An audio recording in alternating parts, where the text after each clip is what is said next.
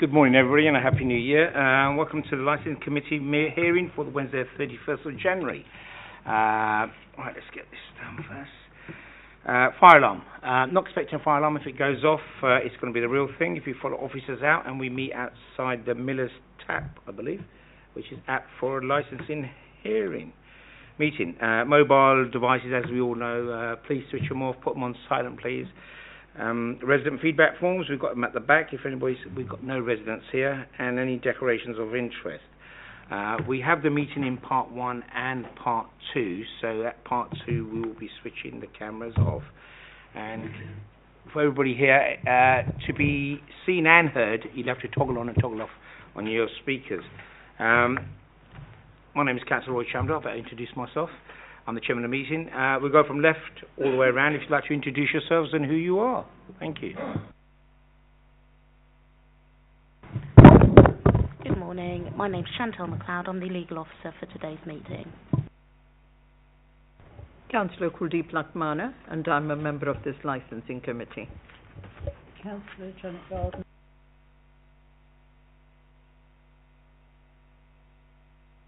Good morning. Councillor Scott Farley, member of this committee. Good morning, Councillor Barry Nelson West, Councillor of this committee. Good morning, Daniel Ferrer, Licensing Team Manager. Good morning, King Yip Chung, Senior Trading Standards Officer. Good morning, John Burton, Immigration Enforcement Officer. Good morning, Ranjit Mahindarasa, Immigration Enforcement Officer. Councillor Peter Smallwood.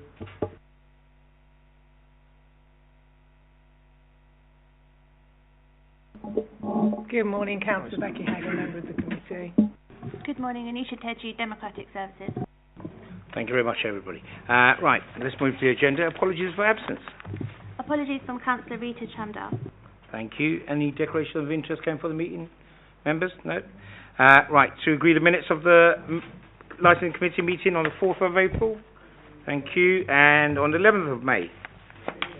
And I've already preempted it that we've got part 1 and part 2. Part 1 will be broadcasted live on our YouTube. Part 2 will not be. Right.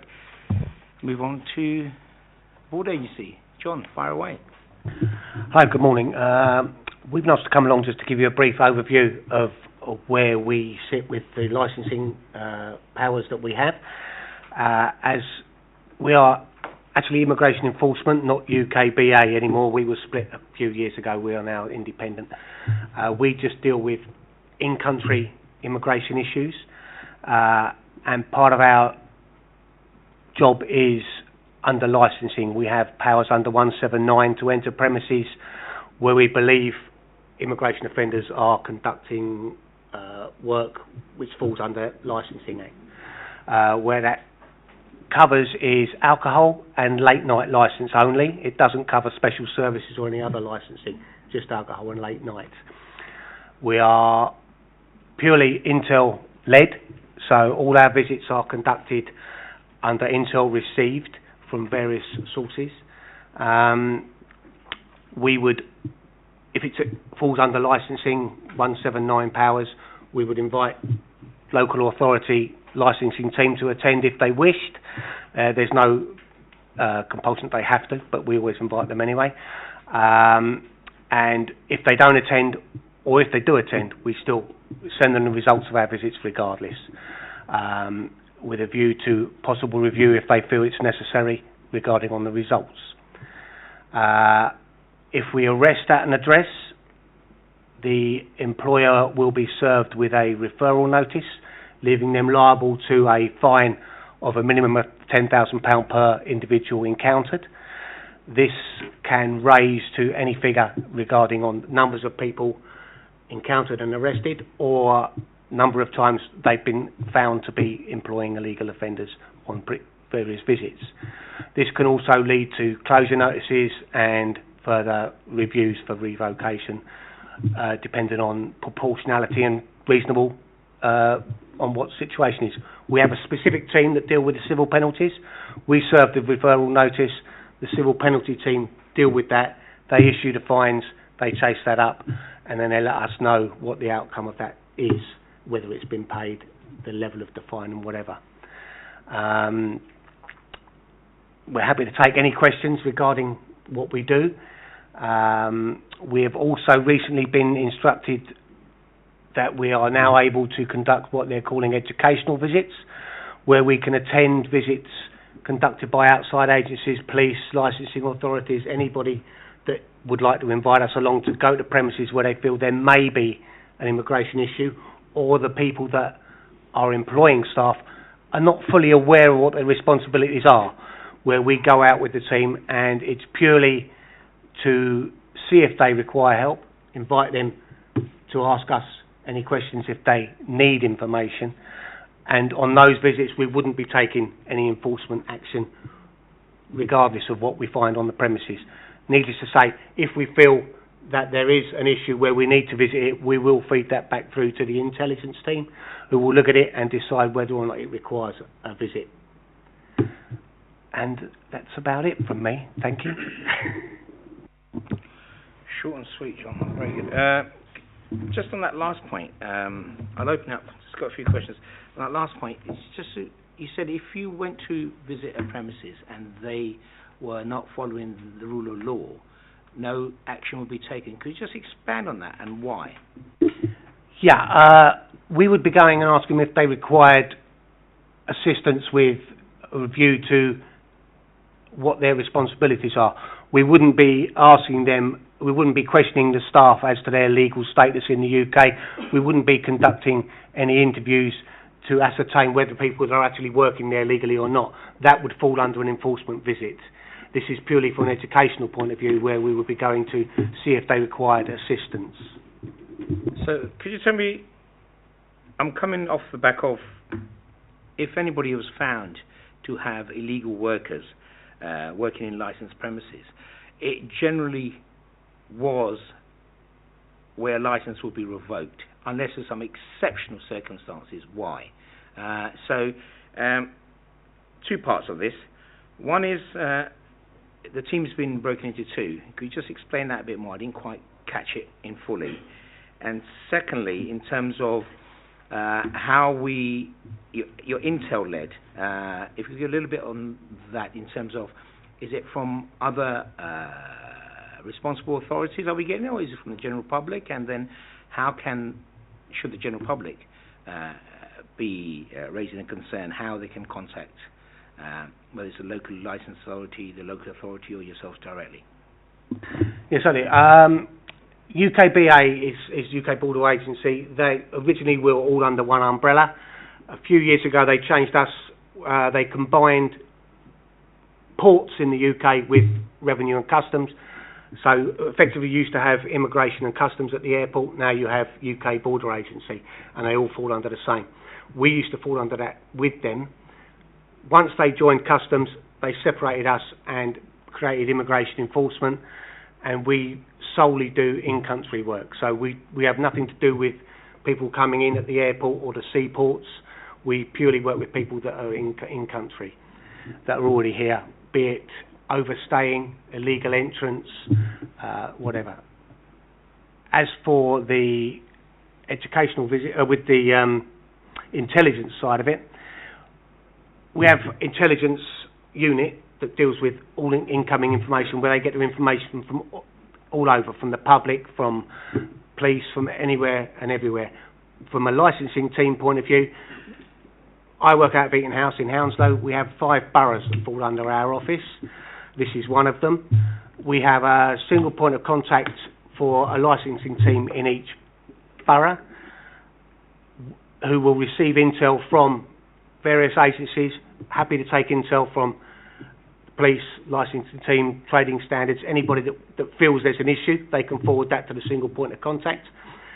Members of the public, there is a contact for the intelligence unit. It's online, they can contact there, and how much information goes to the intelligence unit I'm not privy to. I have no information for that. But with our outside agencies, we do get a good response, and we act on that intelligence depending on where it falls within us. If it's licensing, the SPOC can take it on and deal with that. If it doesn't fall under our licensing powers, it will be handed on to the intelligence unit, who will then disseminate it where it needs to go. Yeah, the reason why I asked that question is because so people understand, it's not a notion of people working illegally. It's not a case of you trying to catch people not following the rules and regulations, but the other parts of this illegal industry, should we say, where slave trade and all the rest that comes into it. I think that's a key point. It's not for people to report on. It's to stop people being exploited to such a degree. Right, I'll open the floor. Councillors, any questions? Councillor Gardner.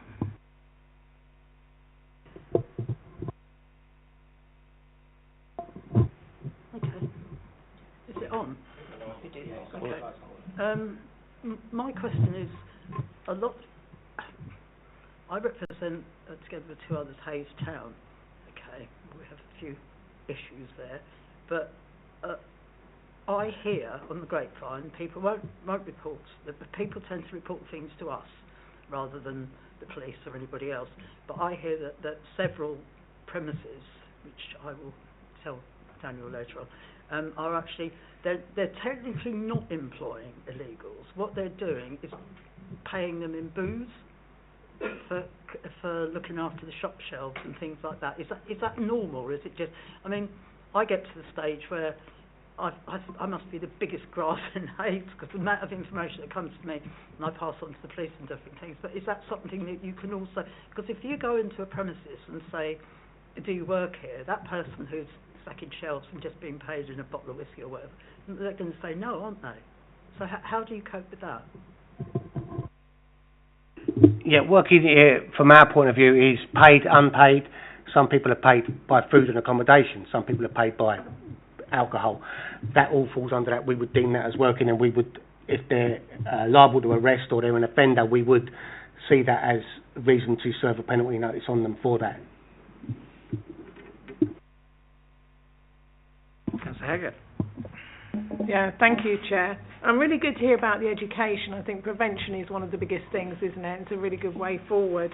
How do we encourage the education? So how do we encourage the shops and the premises to, have you in? That's the first question. And the second question is, have we seen an increase in Hillingdon? Have we seen decrease? What's actually going on within the premises of Hillingdon here? Thank you. Yeah, from the educational side, it's a new thing. It's a new policy that's just came in. We have, because to get into the premises, we would need informed consent if we were going to speak to people about their employment status or anything else. We're not going to be doing that. We're going to be asking people, we're from the Home Office. We understand you're employing staff. Are you aware of your responsibilities? If they say, yes, we know what we're doing and everything, that's fine. We'll just leave the premises. If they say, well, we are, but we're not too clear on where to get that information or what we need to do, then we will advise them what to do and where to do that. And I'm sorry, I've forgotten the second question. Was there an increase? Right. Post-COVID, we have done very little illegal working due to government priorities with foreign national prisoners and other priorities that they looked at. That is now coming down, and we've been obviously asked to come out and start increasing our illegal working again. So for Hillingdon as a borough, I don't believe we've done many illegal working visits in there in the last 12 months, so I'm unable to say what that is at the moment. So do we have a plan in terms of what we're going to do in Hillingdon per se? Yes, the current plan is that we've got 5 boroughs that we cover from our office. We have a single point of contact for each borough. We've been told that that single point of contact can arrange one set of illegal working visits for that borough per month. Obviously, there may be others that come up during the month which will be dealt with as an enforcement team, but from a specific licensing point of view, we should be getting one a month per borough. Daniel. Just to add to that point, Chairman, in terms of plans, John's got a rich history of working with Hillingdon previously. I think what we have noticed since COVID, that in terms of enforcement or visits or checks in terms of immigration has probably declined, and so it's very much deliberate and intentional in terms of our working relationship, not only with immigration but our other partners such as police licensing. So we know, like even last week, there was visits with our team, and also before Christmas as well.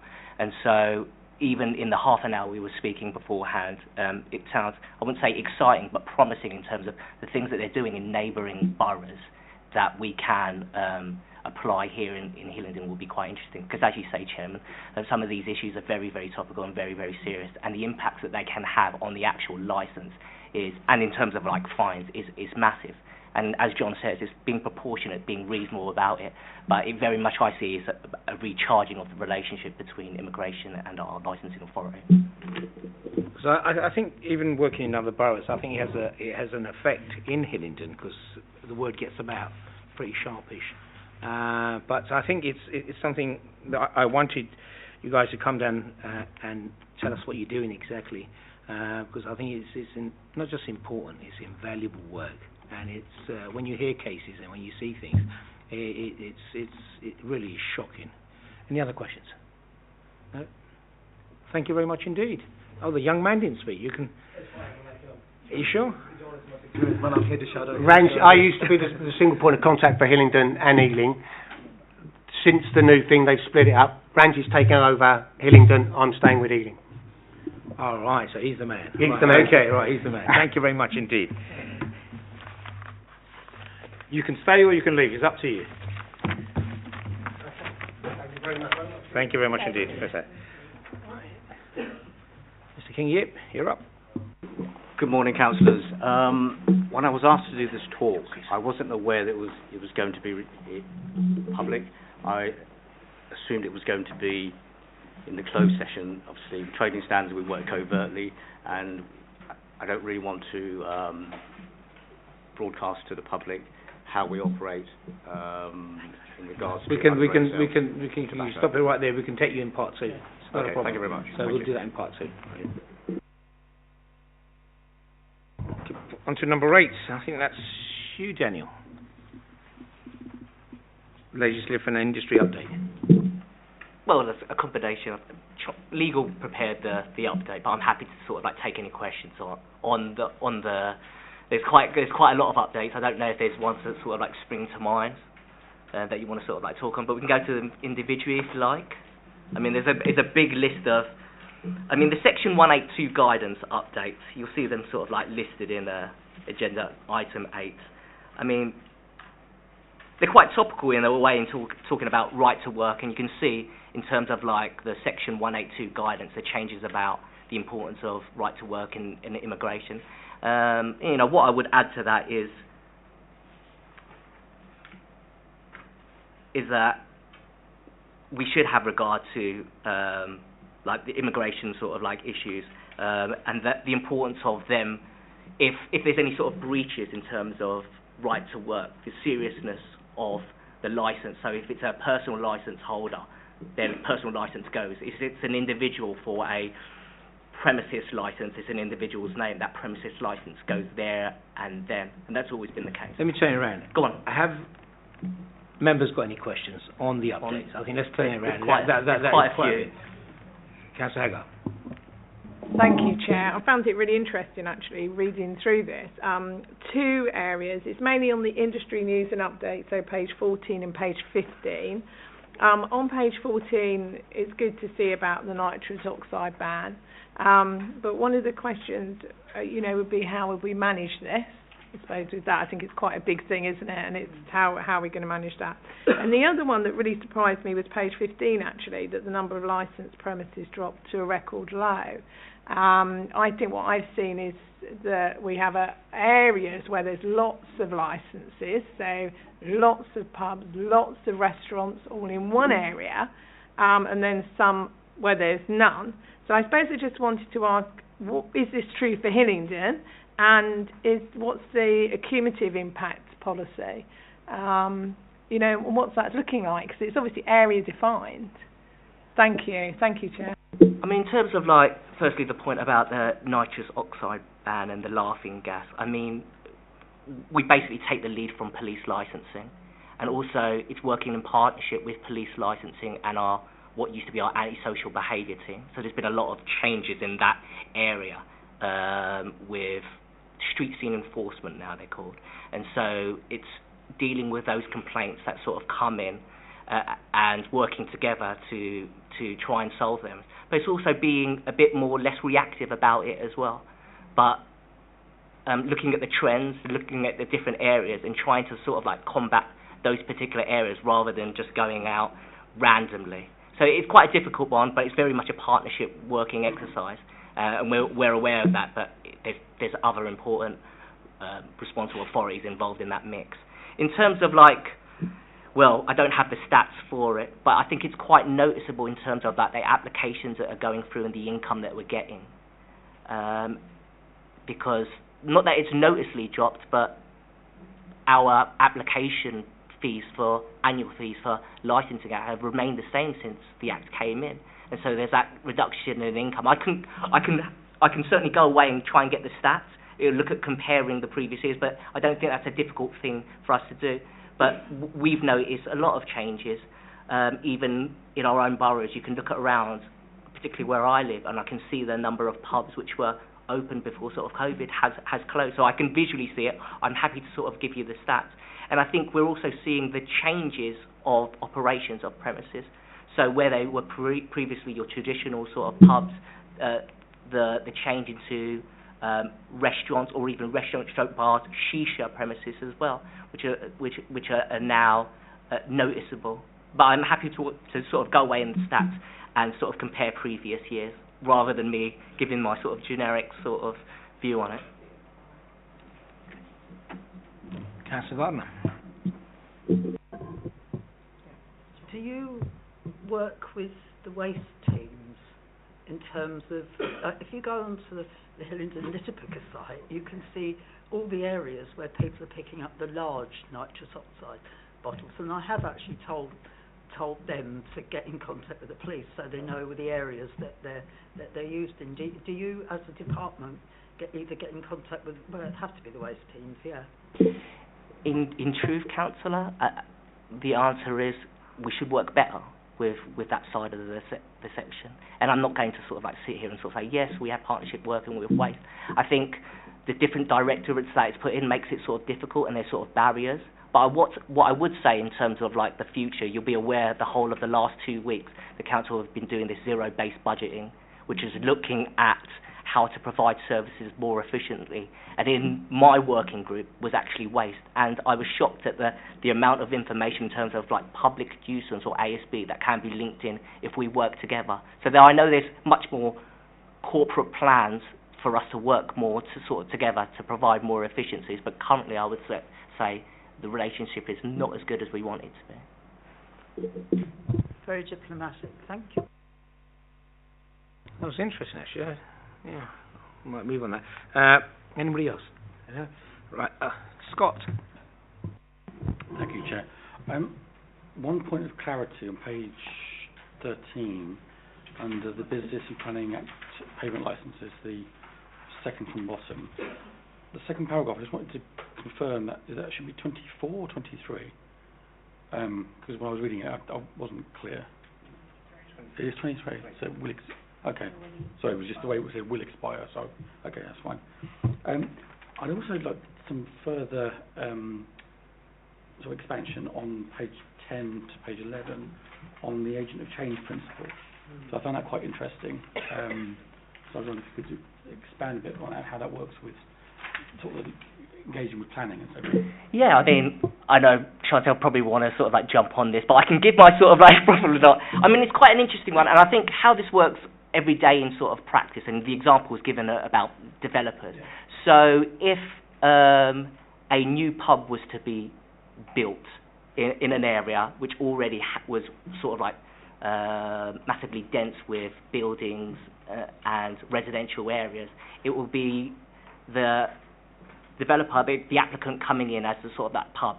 They have to sort of like say, okay, how are they going to put in their operating schedule all the ways that they're going to mitigate noise to those other residential areas, because they're the agent and they're planning to make this change. What are they going to do to mitigate those issues? I think the better example is with the developers, and I think we've seen this used quite a bit, even probably in the McDonald's case. I think there was agent of change principle used.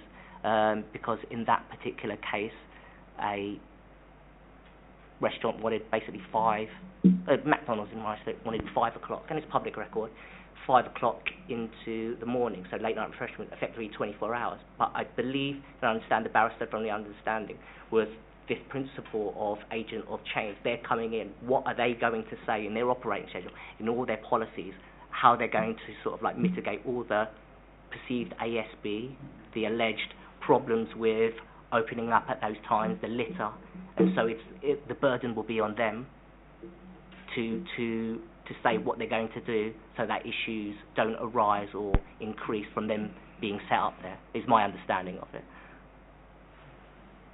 I think that's... Nothing further to add on that, no. I think you It's explained it eloquently, Daniel. It's a tricky one. I tried to sort of like apply it in sort of like every day, but more and more that is being used as a... even on the other side, saying a resident has moved in. Like, we were here first. This pub has been here for like 200 years, you know. Why do we have to, resolve it for one particular complaint? But more and more that is an interesting argument and debate which is being used in our form of licensing. I mean, this is something which has come out of a very famous venue up north, which nearly closed because flats were built near it, and a resident complained, and it was on the point of closure just because of that one resident. Justifiable or not, but if you're building flats next to a nightclub, you're going to expect. That's where it's come from. Any other questions on this? No. Okay. Right. I've got a couple about the tens. They've been increased. How do you think that's going to affect? They were increased due to, I think they've dropped back down this year now. They've dropped back down to their normal, so it was only for during COVID and 2022-23, so they've dropped down to those normal 15 a year and 20 calendar years, yeah. So, page 11, have we done any work on counter-terrorism and public safety? I can say that, like, last year I attended a working group of senior management. They were looking at deciding on who the lead was. Fiona Gibb was chairing that working group.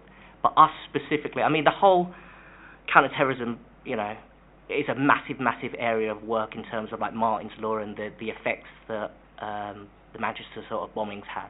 And so, in a nutshell, it was this...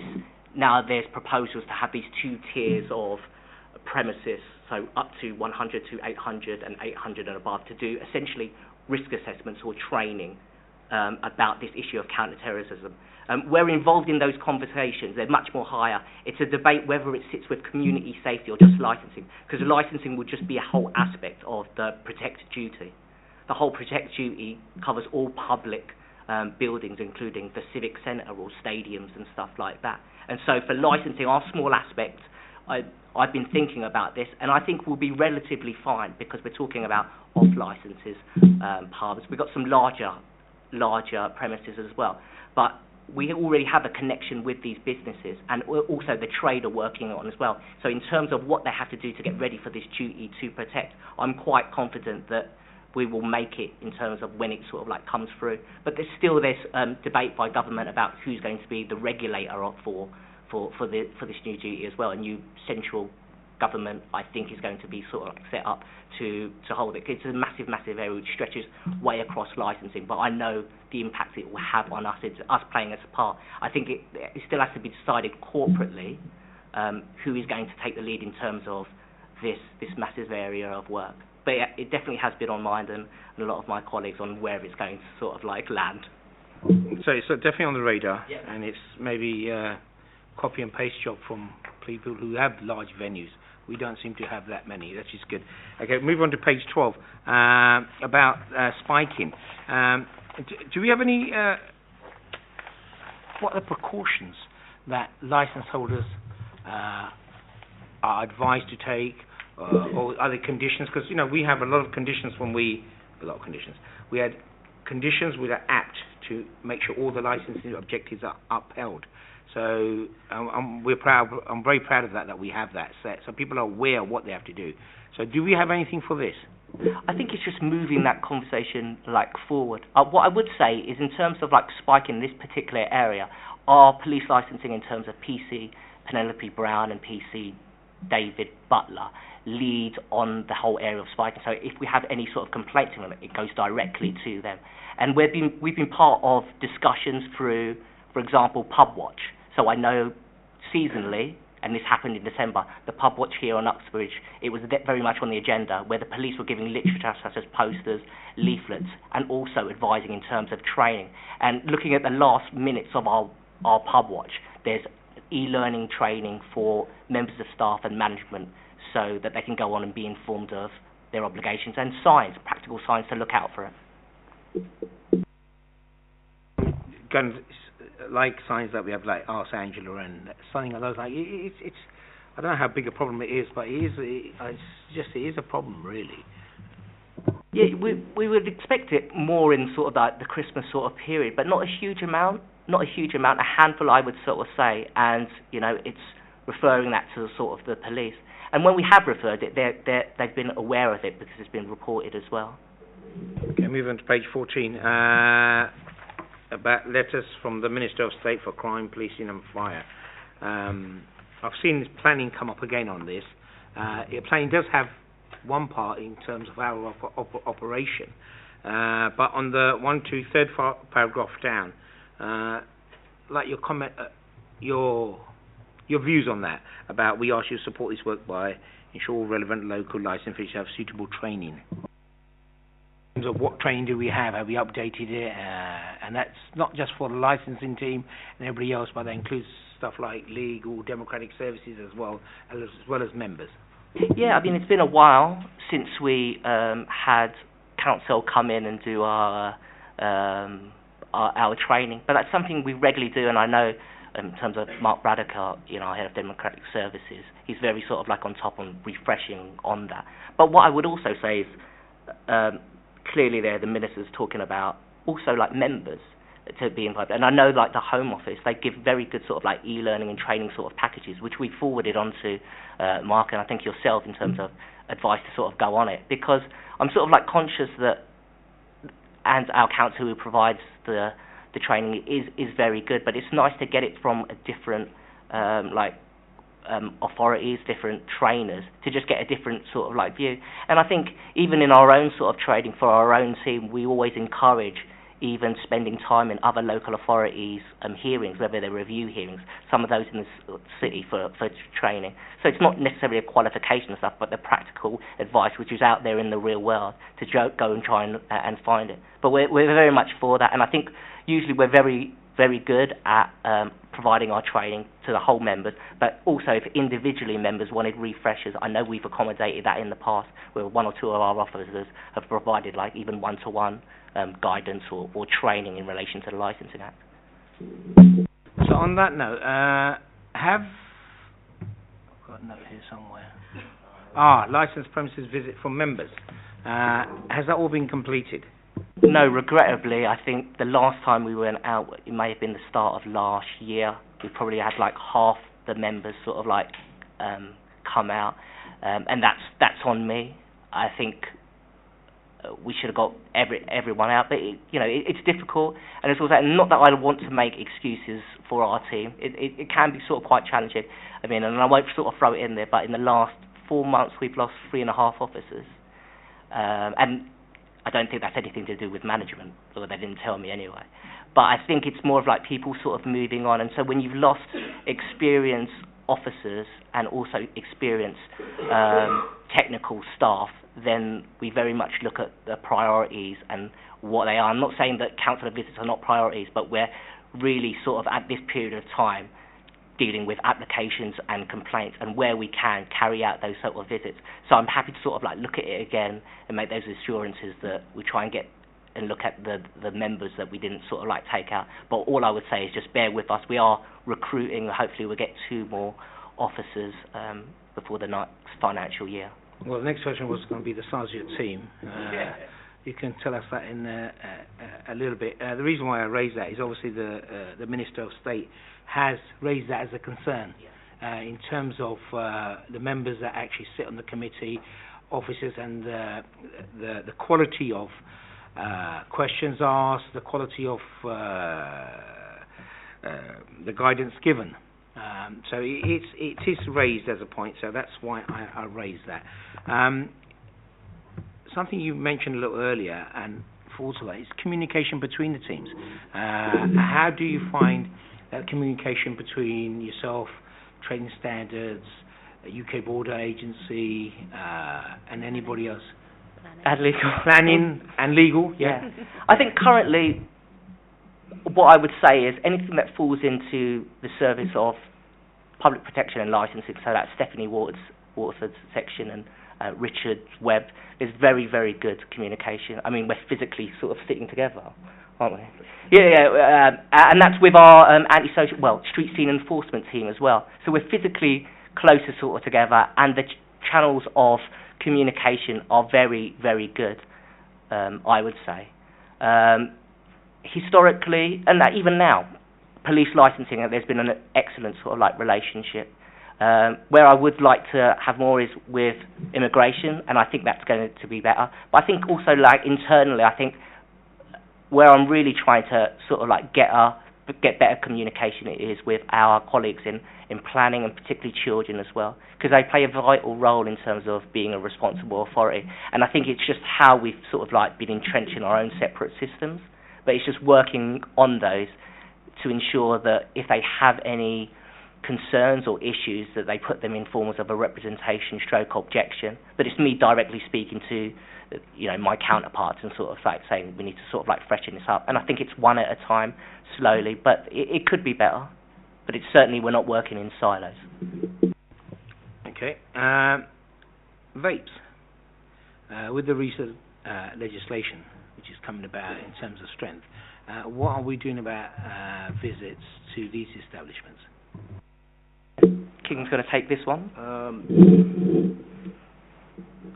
The government are looking at banning vapes in the future, aren't they? But trading standards have been proactive. I'm more into strength. The strengths of sizes. The strength of the nicotine. It should be not more than, I think, 2. I think people sell it at 4 and 5 and the rest of it. And in terms of, obviously, in terms of underage children. Yes. If you're referring to the capacity size of the e-liquid, the law states that it should be 2 mil. Anything above that, 2 mil is roughly 600 puffs. Anything above that is illegal. Trading standards have been out seizing this product, not only at retail level but also at import level at the Heathrow Airport, and boroughs across the country or nationally are doing it as well, because there's an ongoing project on with these illegal vapes. Hillingdon have. I was going to leave that in the second part. Thank you. In terms of enforcement, Daniel, what kind of enforcement do we have available to us? Should you find somebody supplying this, will it matter whether the premises sell is licensed, or in terms of have licensable activity? Yeah, it's certainly a good point, and I think this is one we've sort of discussed in previous full committees. I think in terms of capability, if we apply the sort of model that currently works with like tobacco and underage there, certainly technically, I mean, I would have to take legal advice on it. I'm not aware of like other businesses, but technically it can fit in the realms of crime and disorder for underage sales. Then you can look at reviewing the premises on the basis of that licensing objective. My personal view is it would fit better as a tag-on, for example. So if it was a problematic premises and you had issues with underage sales, then a representation would come through via trading standards rather than solely being led by it. But I think it's looking at the reviews out there and other enforcement by other boroughs. I think it's just being brave about that. If we definitely see some merit in it, then we can apply the same sort of hypothesis, if you like, or theory that we use in our current way of reviewing premises, or trading standards reviewing premises, and take it from there. But like broadly looking at it, it would fit in prevention of crime and disorder. Thank you. We now move on to page 15, Gambling Act. Have you done any activities around bookmakers in terms of following the rules and regulations etc., etc.? I mean, it's always standard that we carry out inspections in terms of gambling. So it's when they're due. So every year we look at completing all those betting shop inspections. But it's also going out with the Gambling Commission as well, and that's another authority that I know my colleague has carried out visits in the Haystown area with betting shops. It's working with, if you like, those experts in their field, getting to learn from them. But it very much is, like the Licensing Act, a priority for us. It's just getting out there and doing those proactive visits. But if it's initiated by any sort of complaint, then we'll actually visit off the back of that. Right, that's me done. Anybody else? No? Okay. We can now move on to number 9, Committee Forward Planner.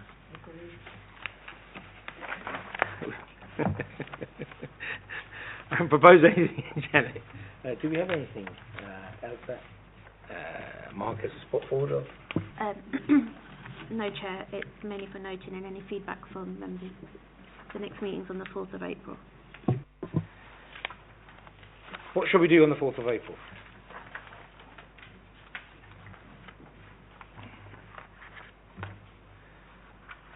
No? Okay, I'll suggest we will have a mock hearing on that day. It's all been prepared. I think we sent it out last time, didn't we? We did, didn't we? Club Chaos. So I suggest that we have that and have the whole session with that. So it's a very interesting. This was done for me by a barrister, and it involves real cases. So it's not. I thought he had a couple of glasses of vino, and it's really is good. But these are actual cases. So from all parts of the country, and it raises lots of points. So if we're okay with that, we'll have that. Yep. Okay. Right. We've gone to number 10, which is recent subcommittee decisions, ratification of past subcommittee minutes. Are we? Sorry, Peter. Thank you, Chair. I just wondered if at some point, maybe not the next meeting, we could actually have some of the people that interface with using our licensing, the various things within licensing, whether it be applying for licenses, whether it be dealing with issues, etc., whether we could actually get like people that have these licenses in to understand their experience of the council, whether it be positive, whether it be negative. I'm not necessarily we get some of the really difficult cases we've had in and sort of like relive it, but the ones where there may have been an issue or they may have faced some challenges, how we positively work together, because we resolve the vast majority, but just to see if there's any learning that we can do as we do on other committees. I don't quite understand that. So what we're asking for, licenses who've been granted licenses, or is it the actual process, going through the process? It could be either, Chair. I think we would keep it quite broad. I don't think we'd want to hone it down too much, but it would be the experience of getting a license, having a license, when you've got it, how the council makes sure that you're following the rules and regulations that are in place. Interesting. Happy Never to, heard of that yeah, one. no, happy to. It sounds like an interesting presentation. We'll see if we can get someone suitable off the top of our head. I think it will provide a real life sort of experience from a licence holder. Yeah, I'm happy to sort of look into that, and I can speak to a councillor about the proposed sort of individuals. Thank you. So are we okay with the people who sat on those committees? Are we okay with the minutes on those? Okay, that's great. Right, we now move into part 2, so we'll wait until Anisha switches us off.